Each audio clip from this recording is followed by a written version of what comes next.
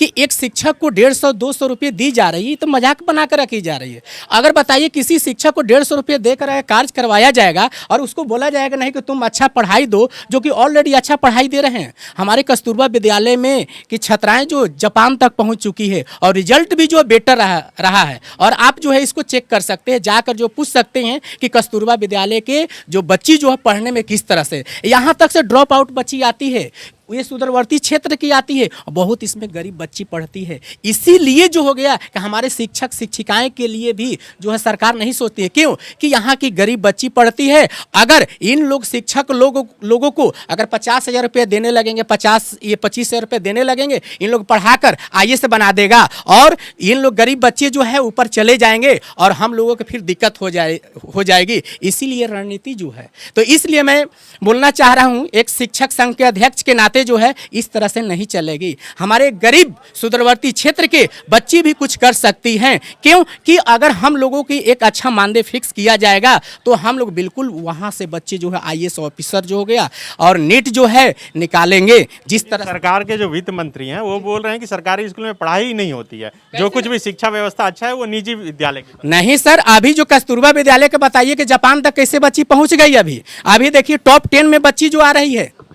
ये जो बोलने से नहीं ना, ये सब प्रूफ है, आप देख सकते हैं। कहना चाहेंगे जी सर, मंत्री जी से मैं यही चीज बोलना चाह रहा हूँ कि सर जो भी शिक्षक लोग पढ़ा रहे हैं अभी के समय में, सोचिए कि 200 रुपया कुछ नहीं है सर। अभी जो उनकी 200 रुपया जो मिलती है ना, उसकी भाड़ा में निकल जा रही है, तो उसका परिवार कहाँ से चलेगा।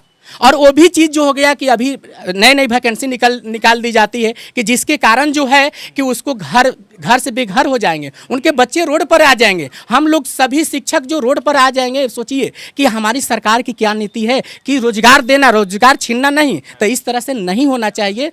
जल्द से जल्द जो है हमारे सभी शिक्षक शिक्षिकाओं को एक मानदेय वैसा फिक्स कर दीजिए कि जिससे उसका परिवार का पोषण पालन चल सके। लेकिन ये वो ऐसे शिक्षक हैं जो सरकारी स्कूल यानी कि कस्तूरबा गांधी जो सरकार का विद्यालय है उसमें पढ़ाते हैं और मानदेय फिक्स नहीं है, उसकी लड़ाई लड़ रहे हैं।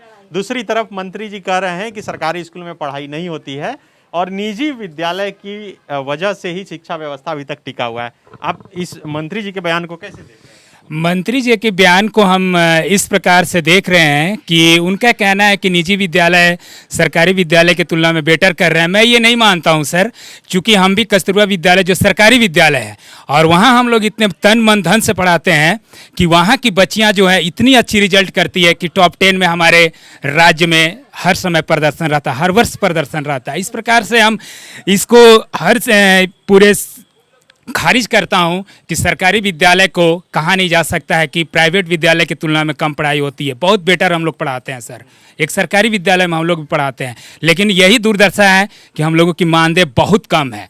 इतने कम मानदेय में भी हम लोग इतना अच्छा रिजल्ट दे रहे हैं जिसकी कल्पना सरकार कर भी नहीं सकती है। अगर और हम लोगों की मानदेय बढ़ा सकती है तो हम लोग DAV और DPS जैसा काम भी हम लोग करके दिखा। कितना मानदेय सर हम लोगों को देखा जाए तो कोई फिक्स मानदेय नहीं है। किसी मंथ में 1,000 भी होता है, किसी मंथ में 2,000 भी होता है, किसी मंथ में 5,000 भी होता है, किसी मंथ के हिसाब से कितना हो गया? जी सर, दिन के हिसाब से, दिन के हिसाब से सर भी उसमें भी कोई फिक्स नहीं है सर।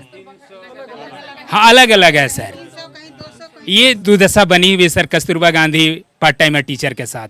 तो इस प्रकार से हम रिक्वेस्ट कर रहे हैं शिक्षा मंत्री को कि हम लोगों की भी दुर्दशा को थोड़ा सा देखे, जाने, समझे और दुख दर्द को दूर करने की कृपा करें। TheFollowUp.in, like, share and subscribe.